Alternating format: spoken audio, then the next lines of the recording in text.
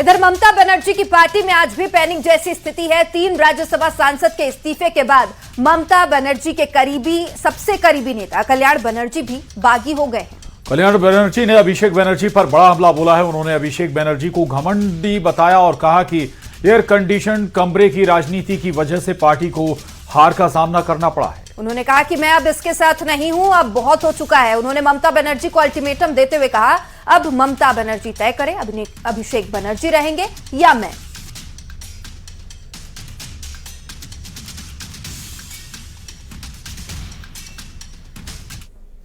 उसका बाद whole day कुछ नहीं बोला। हम रात में प्रिपेयर किया मैटर।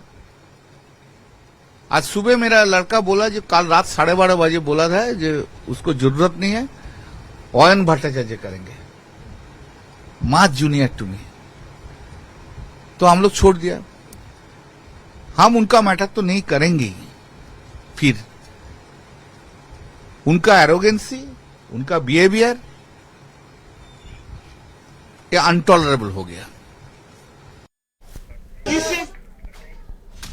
और इधर टीएमसी सांसद शत्रुघ्न सिन्हा ने पीएम मोदी के 12 साल के कार्यकाल पूरा होने पर बधाई दी है। दावा किया जा रहा है शत्रुघ्न सिन्हा का नाम 19 बागी सांसदों की लिस्ट में भी शामिल है। और अब शत्रुघ्न सिन्हा का ये एक्स पोस्ट सामने आया जिसमें उन्होंने पीएम मोदी को बधाई दी है। शत्रुघ्न सिन्हा ने लिखा है कि हमारे मित्र और मार्गदर्शक माननीय प्रधानमंत्री नरेंद्र मोदी जी को उनके कार्यकाल के 12 साल पूरे होने पर बहुत बहुत बधाई। उन्होंने लिखा, ये शायद अब तक का सबसे लंबा कार्यकाल है। आपके उज्जवल भविष्य, अच्छे स्वास्थ्य और खुशहाली की कामना करता हूं। जय हिंद। कई दिनों से मैं चर्चा का विषय हूं। चारों तरफ मेरे बारे में बातें हो रही हैं। कुछ लोग सही कह रहे हैं, कुछ लोग अफवाहों के आधार पर कह रहे हैं, कुछ लोग कह रहे हैं कि मैं तथाकथित बागी ग्रुप में शामिल हो गया हूं। ऐसे तो मेरा नेचर बागी है ही। मैं तो हमेशा कहता हूं, अगर सच कहना बगावत है तो समझो मैं भी बागी हूं। मैं हमेशा सच कहता हूं, स्पष्टवादिता के साथ हूं। स्पेड को स्पेड कहने की मेरी आदत है, इसके लिए मैं मशहूर हूं या बदनाम हूं। तो अब स्पेड को स्पेड या स्पष्टवादिता का तकाजा है कि इन चर्चाओं के बीच में मैं अपनी बात खुलकर सामने रख दूं।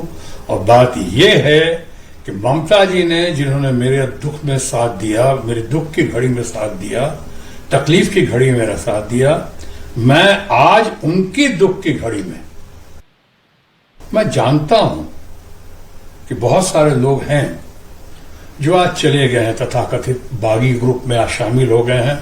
कोई बात नहीं, वो लोग भी अच्छे लोग हैं, मेरे तो मित्रगण हैं और मैं उनका भी आभारी हूं जिन्होंने दूसरी पार्टी से या भारतीय जनता पार्टी से या अन्य पार्टी से भी या अन्य लोगों ने जिन्होंने मुझे निमंत्रण दिया, मुझे अपने साथ आया, जुड़ने को कहा, आने को कहा या बागी ग्रुप में शामिल होने को कहा, मैं उनका आभारी हूं। क्योंकि मेरा अपना मानना है कि मतभेद हो, मन भेद नहीं होना चाहिए।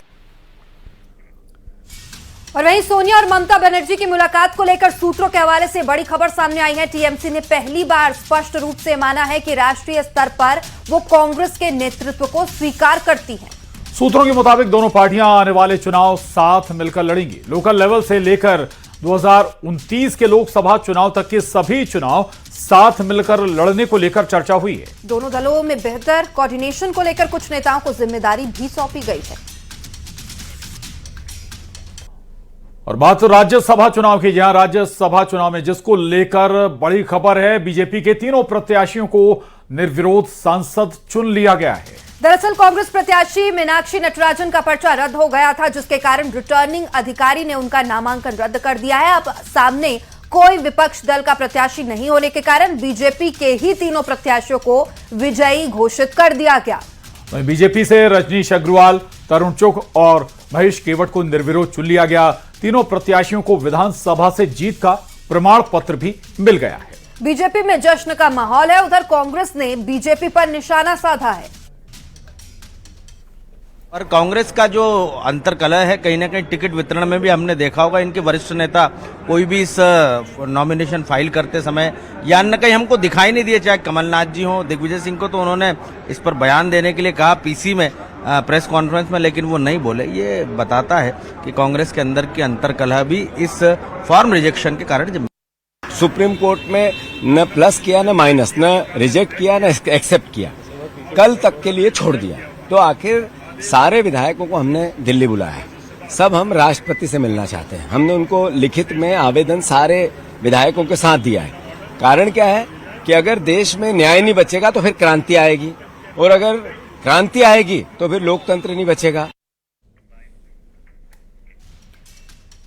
इधर कांग्रेस राज्यसभा प्रत्याशी मीनाक्षी नटराजन के नामांकन का मामला अब देश की सर्वोच्च अदालत पहुंच गया है। नामांकन रद्द होने के मामले में कांग्रेस की ओर से सुप्रीम कोर्ट में याचिका लगाई गई है। कोर्ट ने कल से सुनवाई करने के लिए कहा है। मीनाक्षी नटराजन के नामांकन विवाद को लेकर भोपाल में कांग्रेस ने विधानसभा के गेट पर जमकर प्रदर्शन किया। प्रहलाद पटेल ने कहा कि कांग्रेस के चिल्लाने और सड़क पर उतरने से कुछ नहीं होने वाला। चुनाव आयोग से तथ्य छुपाना कांग्रेस का अपना पाप है।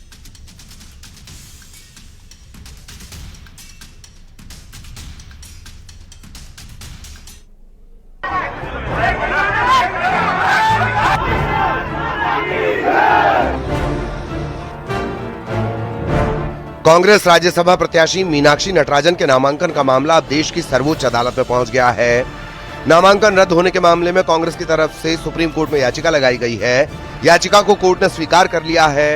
कांग्रेस ने तुरंत सुनवाई की मांग की थी, लेकिन कोर्ट ने कल से सुनवाई के लिए कहा है। हालांकि कोर्ट ने राज्यसभा चुनाव परिणाम पर रोक लगाने से इनकार कर दिया। अभिषेक मनु सिंघवी जी ने जब लिस्टेड, जो अनलिस्टेड था उनका मैटर, उसको जब उन्होंने कहा कि इसको आप सुन लीजिए, सम अर्जेंसी इज देयर, कोर्ट ने कह दिया हम इलेक्शन प्रोसेस के बीच में इंटरवेन नहीं करेंगे, आप जो भी है आप इलेक्शन पिटीशन में जा सकते हैं। जब अभिषेक मनु सिंघवी जी ने फर्दर इंसिस्ट किया कि आज वो तीनों लोग चुन लिए जाएंगे और उसके बाद will not be left with any option, तो कोर्ट ने कहा we will hear you tomorrow but we will not intervene in the election process. नामांकन रद्द होने की लड़ाई कांग्रेस सड़क से कोर्ट तक लड़ेगी। मीनाक्षी नटराजन के नामांकन विवाद को लेकर भोपाल में कांग्रेस ने विधानसभा के गेट पर प्रदर्शन किया। कांग्रेस कार्यकर्ताओं ने मीनाक्षी नटराजन को न्याय दो के नारे लगाए, निर्वाचन प्रक्रिया पर सवाल उठाए। कांग्रेस नेताओं का आरोप है कि मामले में लीपापोती कर प्रक्रिया आगे बढ़ाई जा रही है। नामांकन विवाद पर कैबिनेट मंत्री प्रहलाद पटेल ने कांग्रेस पर बड़ा हमला बोला। प्रहलाद पटेल ने कहा कि कांग्रेस के चिल्लाने और सड़क पर उतरने से कुछ नहीं होने वाला। चुनाव आयोग से तथ्य छुपाना कांग्रेस का अपना पाप है। चुनाव आयोग ने कोई विचार नहीं करा। उनके रिटर्निंग ऑफिसर ने स्पष्ट रूप से बिल्कुल नियमों की धज्जियां उड़ाई। हम लोग सुप्रीम कोर्ट गए। आज हमारे वकील, कांग्रेस के वकील तनखा जी, संघवी जी, रणदीप जी, सभी लोगों ने माननीय उच्चतम न्यायालय से निवेदन किया कि इस विषय पे तत्काल संज्ञान लेके चर्चा होना चाहिए। कांग्रेस के लिए अनुसंधान का विषय है। ये लड़ती भिड़ती कांग्रेस अपने खुद के कर्मों से धरातल पर जा रही है। रहा सवाल आपत्ति का, तो आपत्ति जनाए ने उच्चतम न्यायालय का फैसला है, निर्वाचन आयोग का फैसला सही फैसला है। अगर किसी के ऊपर मुकदमा है तो उसको जानकारी देनी चाहिए। अगर हमारे पास में संपत्तियां हैं तो उसे छुपाने पर आपका नामांकन रद्द हो सकता है। वही हुआ है, जिसमें कांग्रेस के चिल्लाने से कुछ नहीं होगा। नामांकन में जानकारी छिपाने की वजह से कांग्रेस प्रत्याशी मीनाक्षी नटराजन का पर्चा रिटर्निंग ऑफिसर की तरफ से रद्द कर दिया गया था। इसके बाद से सियासी पारा हाई है। Bureau report, news 18।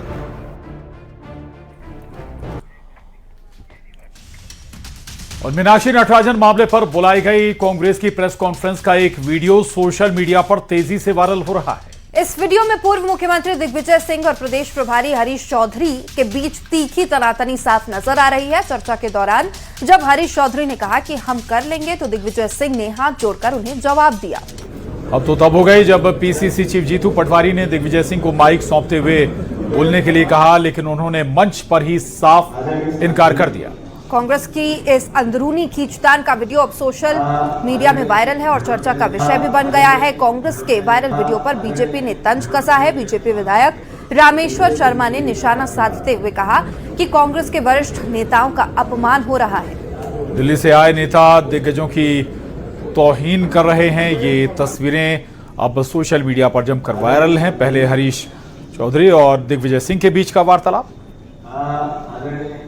के इशारे पर मध्य प्रदेश के चाहे दिग्विजय सिंह जी हों, चाहे कमलनाथ जी हों, चाहे अरुण यादव जी हों, चाहे अजय सिंह राहुल भैया जी हों, या जितने भी पुराने वरिष्ठ नेता हैं, इनकी उपेक्षा और इनको अपमानित करने के बार बार दिल्ली का दूत आता है और मध्य प्रदेश में दिग्विजय सिंह, कमलनाथ जैसे वरिष्ठ नेताओं को अपमानित करके चला जाता है।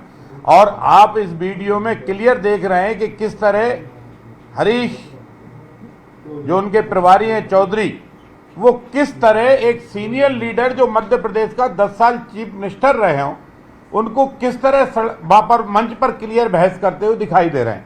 तो मुझे इससे लगता है कि अब शायद राजनीतिक तौर पर दिग्विजय सिंह जी को इस बात के लिए दबाव और विवश किया जा रहा है कि वो राजनीतिक तौर पर संन्यास ले लें, अन्यथा हम उनको संन्यास दिलाने के लिए मजबूर कर देंगे।